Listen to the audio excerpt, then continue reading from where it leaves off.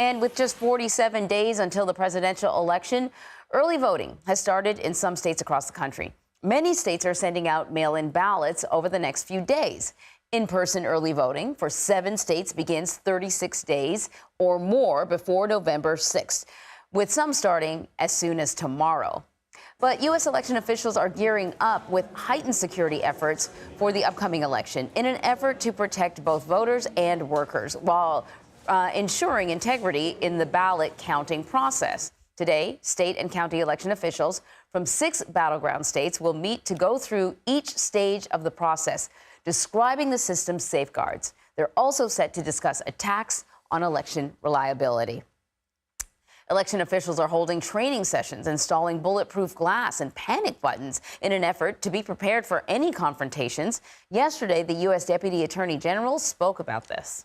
These threats to election workers are something that I think we need to be and have been very, very focused on when it comes to the impact on the potential conduct of the election, because it's intimidating election workers from simply doing their job, and that's unacceptable. So we're seeing, when it comes to tactics, everything from mis and disinformation about, for instance, hacking into voter registration databases. So David Becker is here with me now. He's a CBS News election law contributor and the executive director of the Center for Election Innovation and Research. Thanks for joining us. You know, we spoke yesterday about these packages with this suspicious white powder that was delivered to several election officials. Turned out that the powder was nothing sort of toxic or anything along those lines, but it just gives you a little indication as to how something kind of minor and easily done can be very disruptive. Can you walk us through what we've been hearing about security and safety precautions that local election directors are taking ahead of the election?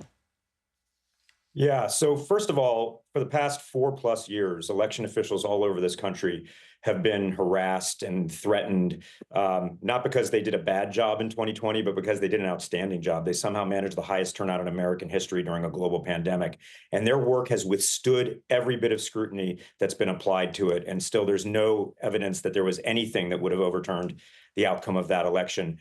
And efforts like these packages with white powder, even though it was innocuous, are efforts to terrorize these public servants. But that said, in 2020, in 2021, 22, 23, and the primaries of 24, the election workers in this country, the election officials from secretaries of state down to poll workers, are still doing their job incredibly well. And they're overcoming this disinformation and these threats. They're preparing, as you've discussed. They're ready for this. And voters should know that overwhelmingly voting in this country is going to be safe. We don't have any reports that voters should be concerned at all. And there are so many ways for people to vote. As you noted, people can vote early in person. All voters in all but 3 states, Mississippi, Alabama, and New Hampshire. If you live in any other state, there's going to be early in person voting. In 36 states and DC, you can get a mail ballot without any excuse at all. So you can choose how you vote, at what time and what place you vote, to make sure that you're as comfortable as possible. Everyone should know voting is going to be very easy this year. And I think what's kind of a little bit heartbreaking for a lot of these officials and also the volunteers is these are people that, you know, in some cases just sort of give up their free time. They're not being paid, but they really believe in democracy, and that's why they do it. And they've been doing it for years where other people are not interested and have never been questioned on any of this stuff. And suddenly they find themselves being questioned on everything that they do.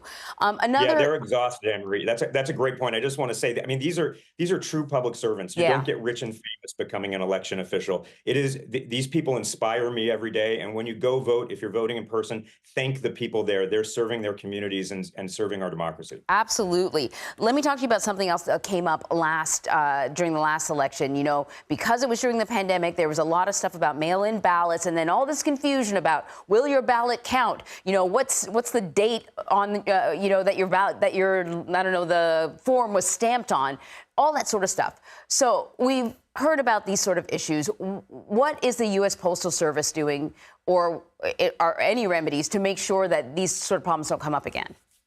So the secretaries of state sent a letter to the Postal Service with concern about how the mail was going to be processed around election mail. I think if you choose to vote by mail, that's fine. It's secure. It's a perfectly good way of voting, but you have to make a plan. Make sure you apply to get your mail ballot early if you have to apply in your state. Go to vote.gov to find out what the rules are in your state. It'll redirect you to your state. Go to vote.gov for all of your information needs because it'll take you directly to your state's official site. And then if you're going to return the ballot by mail, do it as early as possible.